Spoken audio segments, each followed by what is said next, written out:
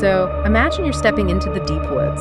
You know, the air is crisp, the silence is heavy, and you just feel that profound sense of disconnecting from the modern world. Right, it's like the ultimate escape for a lot of people. Exactly. But what happens to your mind when, say, you hear a branch snap and you suddenly realize that this isolation is no longer a retreat, but it's actually a cage? Yeah, that's when the panic sets in. It really is. So today, we are taking a deep dive into 3 true, deeply chilling wilderness survival accounts. And we pulled these directly from the archives of the Mr. Nightmare YouTube channel. And I think it's important to note, we aren't just telling scary campfire stories here. No, definitely not. We're actually using these as fascinating case studies. I want to unpack the psychology of extreme vulnerability and really look at what happens to the human brain when you realize the vast empty wilderness might actually be hiding, calculated human malice. Which is just a terrifying thought. Because first, we have to look at how nature kind of traps us. Then we're going to encounter these completely inexplicable strangers in the wild. And finally, we'll get into the psychological terror of a calculated trap. Yeah, the environment itself plays a very deceptive psychological trick on us. Like, we tend to view the woods as just this passive canvas, right? Right, like the trees are just there. Exactly. We assume the only variables are the weather and, our own navigational skills. But when you are miles away from cell towers or emergency services or any societal rules, that illusion of safety can just evaporate in a fraction of a second. And let's actually start with that fraction of a second, because before we even get to the human threats in these accounts, the environment really has to turn the protagonists into prey first. It strips away their mobility. Completely. So our first source follows this freelance land surveyor. He's up in Idaho's deeply remote Clearwater region. That is some rough country out there. Oh, absolutely. And this guy, he has a 15-year track record, solo backcountry experience. So he knows his stuff. He's about 6 miles deep into the brush doing some routine boundary marker work. Okay. And then this sudden, unforecasted snowstorm just rolls in and completely hides the terrain. Yeah. He takes one wrong step on this icy slope that was hidden by the fresh snow, and he slides just 15 feet, but he severely sprains his ankle. Oh, wow. Just like that. Just like that. Instantly, this seasoned expert is reduced to literally crawling through the snow. And see, that physical snap, it triggers a massive, instantaneous neurological cascade in the brain. What do you mean by cascade? Well, when you are hiking normally, your brain is operating in its executive function centers, specifically the prefrontal cortex. You're mapping things out, calculating daylight, pacing your water intake. You're being logical. Well, exactly. But severe physical trauma in a totally isolated environment, that triggers what we call an amygdala hijack. An amygdala hijack. Yeah. The brain interprets that sudden lack of mobility as an immediate existential threat. So it floods the entire system with cortisol and adrenaline. Blood literally rushes away from the logical processing centers of your brain, and it goes straight into your muscles for fight or flight. He can't fly. He can't run away. That's the terror of it. Right. His vast experience means absolutely nothing the second his body physically cannot carry him out. And that creates a really terrifying loop of panic. The experience is locked inside a broken machine, basically. Mobility is the absolute prerequisite for wilderness survival. The moment you lose it, you drop straight to the bottom of the food chain. Which is brutal. And we see that brutal reality even more clearly in our second account. The one in Alaska, right? Yeah, so we have a 29-year-old Alaskan wilderness guide, and she's out with her boyfriend, Randy. And Randy grew up in rural British Columbia. So he's not a city kid. Not at all. The source really emphasizes that this is a hardened guy. He once walked off a sprained ankle for 2 days in the backcountry without uttering a single complaint. Wow, okay, so he's tough. Super tough. So they are snowmobiling between 2 remote state cabins, and they are about 60 miles apart. They get caught in this absolutely blinding blizzard. Randy's snowmobile rolls over and his leg is just crushed. Oh, God. Yeah, the narrator actually says it was bent in a way legs should never bend. So we have a massive escalation here. Yeah. From a sprain in the first story to a catastrophic break. A completely debilitating break. The guide tries to haul this guy, who's 6'2" and 220 pounds, onto the back of her rescue snowmobile. But he just slides right off after 10 seconds. His body goes completely limp. He can't even grip her jacket. He's in shock. Right. And reading this, I kept thinking about those heist movies, where the thieves cut the phone lines before entering the building. Oh, that's a great analogy. It's the inciting incident that just locks the characters in. It's the ultimate vulnerability, right? It really is. Yeah. And the psychological burden here shifts entirely onto the guide. She is faced with the brutal, unforgiving math of the wilderness. Because Randy is immobilized, she has to leave him alone in a whiteout blizzard. With basically nothing but extra layers and a GPS coordinate. Exactly, Yeah. just so she can try to go find a radio. She has to abandon the person she loves to the elements because staying together guarantees they will both freeze to death. Which is an impossible choice. It strips away all human agency. It forces a horrific choice before the true nightmare even unfolds. And that brutal math is what really sets the stage for what comes next. Because once these survivors are immobilized or completely desperate, their perception of this quote-unquote empty wilderness violently shifts. Because they realize they're not alone. Exactly, they are sharing it. What? So let's jump back to our hobbling surveyor in Idaho. Right, the guy with the bad ankle. Yeah, so he is dragging himself through the snow back toward his camp, and he notices fresh boot tracks on the trail. And they are running perfectly parallel to his. Then the auditory hallucination phase sets in, or at least that's what he thinks it is at first. He hears footsteps trailing behind him in the snow, so he stops. And the footsteps stop. But there's a delay. Yes, a 1 or 2 second delay. See, that delay is the hallmark of a predator. Really? Yeah, an animal that's startled by your presence, Mm-hmm. it might freeze instantly, but an animal does not deliberately match your cadence to mask its own movements. That 1 second delay, that implies calculated intentionality. Which makes it so much worse. And then he hears this bizarre metallic sound off to his left. He describes it as a low, hollow thud, like something lightly hitting a metal fence post or a piece of heavy equipment. In the middle of nowhere. Right. There is no infrastructure out there. There shouldn't be anything but trees for miles. So he finally makes it back to his tent. He zips himself inside, and for 5 agonizing minutes, he just listens to these footsteps slowly, deliberately circling his thin nylon tent walls. That is pure nightmare fuel. It gets crazier. When he finally unzips the tent, completely expecting an attack, there is an old, sickly, quote, disgusting-looking man standing just inside the tree line. Wow. The man simply stares at him, says, "You're lucky, man," and then just vanishes into the darkness. That introduces a really fascinating psychological concept that we call retroactive corruption. Retroactive corruption. Yeah, because we are evolutionarily hardwired to detect a hidden gaze. Finding out you are being watched in a place you believe to be utterly isolated, it totally shatters your foundational understanding of reality. Because you thought you were safe. Exactly. It doesn't just scare you in the present moment, it rewrites your past. Every moment of peace the surveyor felt by his campfire earlier is instantly recontextualized as a moment of extreme, helpless vulnerability. He was being evaluated the whole time. Right. The safe space is retroactively corrupted. I am super hung up on what the old man actually said, though. He said, "Yeah, you're a lucky man." Yeah, that's chilling. I mean, I have to question this. Was he lucky because the old man saw his busted ankle and took pity on him, decided against hurting him? Or was he lucky because his injury physically prevented him from trying to run blindly into the dark woods? Like maybe there was a trap out there or accomplices waiting for him. The terror lies entirely in that ambiguity. Huh. Human predators utilize the environment to create asymmetrical power dynamics. Right. The surveyor couldn't run. He couldn't run, so the predator held all the cards. But what really amplifies the dread is that bizarre metallic sound you mentioned. It implies tools or traps or human infrastructure where there absolutely should be none.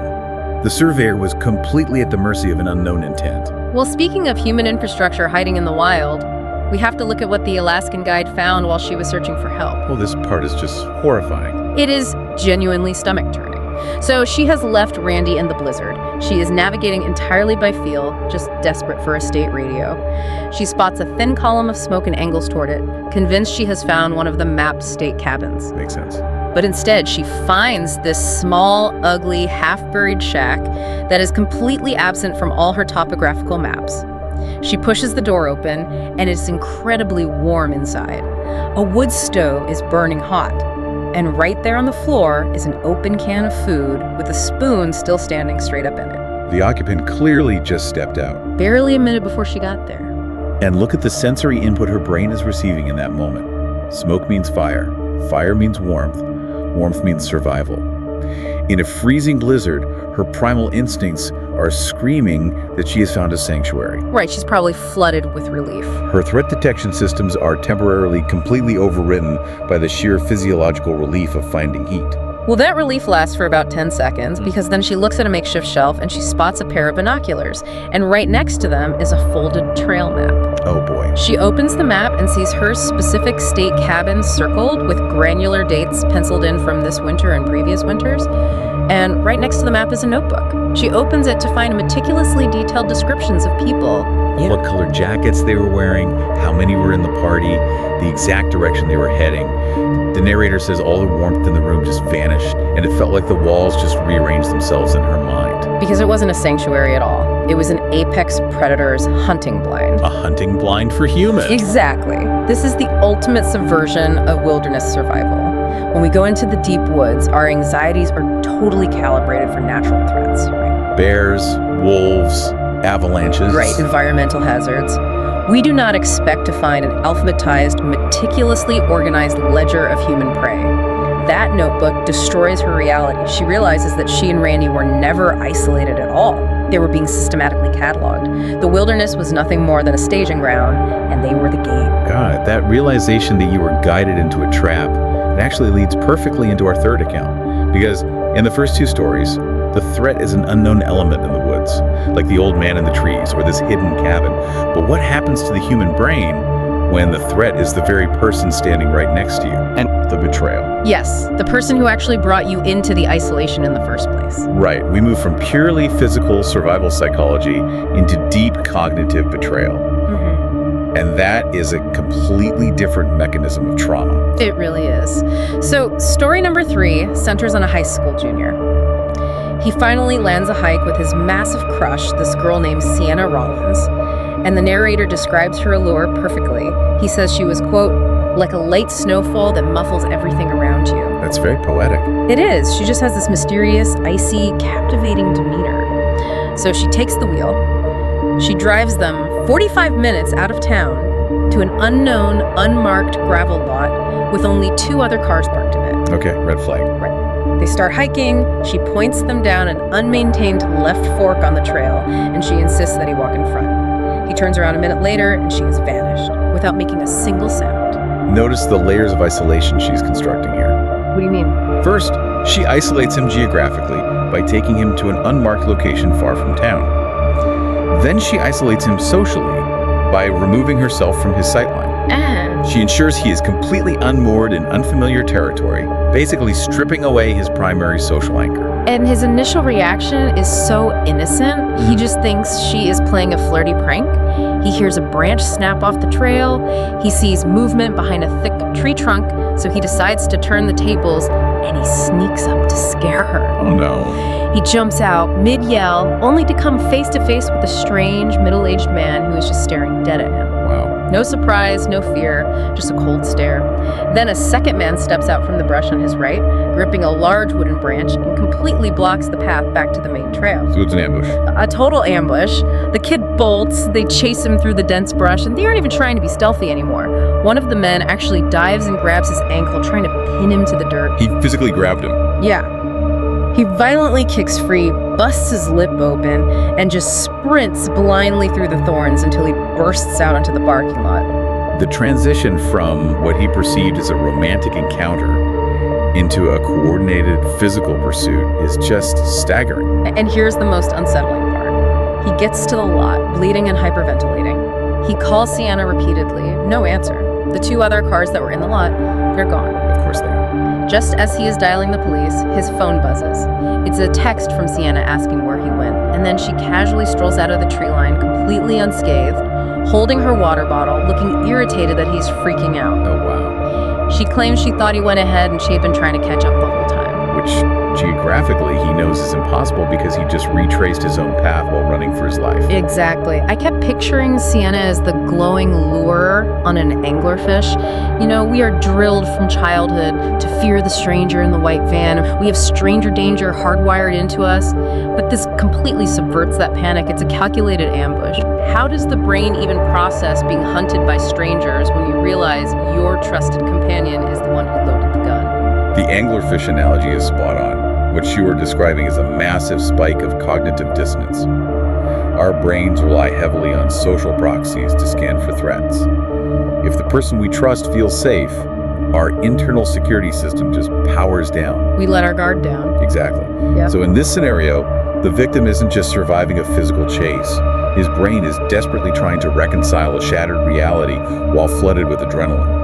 He's trying to evade capture while his neural pathways attempt to process that his crush weaponized his own infatuation against him. He explicitly mentions in the source that he had no choice but to go along with whatever trail she picked because he was so mesmerized by her. And human predators are exceptionally skilled at identifying leverage. They don't always need a physical trap, they use psychological ones. Her leverage was his teenage desire for her approval. She used his biological drive for connection to walk him willingly into a deeply compromised, isolated kill box. That is so dark. The psychological trauma of that specific betrayal often lingers far longer than the physical trauma of the chase, because it permanently destroys your ability to trust your own internal threat assessment radar. Which really brings us to the aftermath of all this, because escaping the physical woods is really only half the battle here. How do these survivors make sense of the inexplicable once they are back in civilization? I mean, all of them survive the day, but none of them actually get over it. Right, because the human mind desperately craves narrative closure. We need the puzzle pieces to fit together so we can classify a threat as resolved. In all three of these cases, closure is violently denied. Yeah, look at the fallout, the Idaho surveyor. He refuses to ever take a solo winter contract again. If he cannot find a partner to go with him, he turns down the job. He compromised the livelihood he had built for 15 years. You won't risk it. Not at all. And the high schooler. He never speaks to Sian again, she doesn't push it, and a few months later, she and her family vanish from the town entirely. She leaves zero social media footprint, completely untraceable. Which just confirms his suspicions. Oh, 100%. But the most agonizing aftermath belongs to the Alaskan guide. She and Randy survive the blizzard, but the trauma fractures them. They break up a year later, and when she finally reports the unmapped cabin to the state troopers, they go out, search the coordinates, find absolutely nothing, and tell her she hallucinated the entire thing. Yeah, the trooper's response is a textbook example of institutional gaslighting. I absolutely refuse to accept the hallucination theory. I just can't. You do not hallucinate a topographical trail map with perfectly circled dates spanning multiple years. You do not hallucinate a notebook full of granular human descriptions, jacket colors, directional headings, while you are freezing in a blizzard. That is way too specific. It is very detailed. The brain doesn't invent an alphabetized cataloging system when it's shutting down from the cold. I do have to push back on that slightly, though, from a clinical standpoint. Really? Yeah, I mean, the troopers aren't entirely crazy for suggesting it. Severe hypothermia causes a phenomenon called paradoxical undressing. Right, I've heard of that. As the core temperature plummets, the hypothalamus misinterprets the signals. Peripheral blood vessels dilate massively, rushing warm blood to the skin. Victims literally feel like they are burning alive to the point where they strip naked in sub-zero snowdrifts. Whoa. The brain starts misfiring wildly, often creating vivid, hyper-realistic hallucinations of warmth, fires, and safe spaces just to soothe the body as it dies.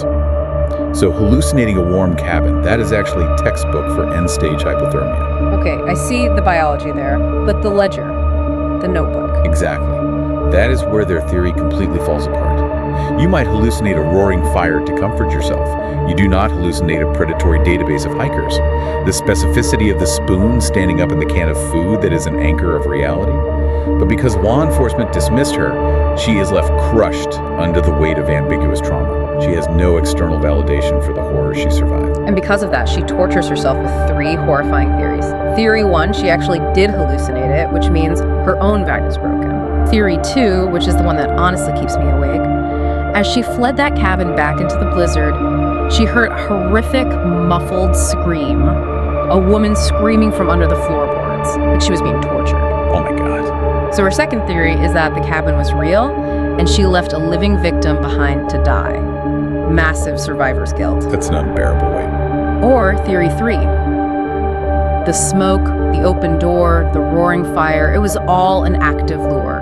A trap specifically designed for stranded travelers seeking refuge. And if she had arrived an hour earlier, before whoever was currently screaming under the floorboards got there, it would have been her. The psychological weight of those what-ifs is what makes wilderness trauma so infectious. With without physical proof, without the troopers finding the cabin, without Sienna being interrogated, without knowing the identity of the old man in the woods, the memories fester. You just can't let it go. The brain is constantly trying to solve a puzzle with missing pieces. Because the threat was never neutralized or explained, the subconscious assumes the threat is still active. The predator is still out there. It really makes you rethink everything about stepping off the pavement. The next time you find yourself seeking out the peace, quiet, and solitude of a remote trail, remember that isolation is a profound double-edged sword. Yes, it removes the noise and chaos of the modern world, but it also strips away every single one of your safety nets. The moment you slip on the ice, or the moment the weather turns, or the moment you realize you are being watched, the rules of society no longer apply. Yeah, the wilderness exposes us to the harsh elements, yes. Yeah. But more terrifyingly, it removes our societal armor. It creates an environment with no witnesses, no cameras, and no immediate consequences. It leaves us entirely vulnerable to the darkest intentions of humans who seek out that exact isolation to hunt. They use the landscape itself as their primary weapon. Think about getting an X-ray. When you break a bone, it's a clean, visible line. It's broken or it's not. But when you step into the deep woods and experience this kind of intimate psychological terror, the trauma isn't visible on a scan. It's murky. It is made of shadows, delayed footsteps, and metallic sounds in the dark. So I want to leave you with one final lingering thought to chew on before you pack your bags for your next hiking trip. What's that? What if the scariest thing about the deep woods isn't the fear that you are entirely alone, but the terrifying realization that the woods have never been empty? What if the true apex predators out there aren't wolves or bears, but humans who have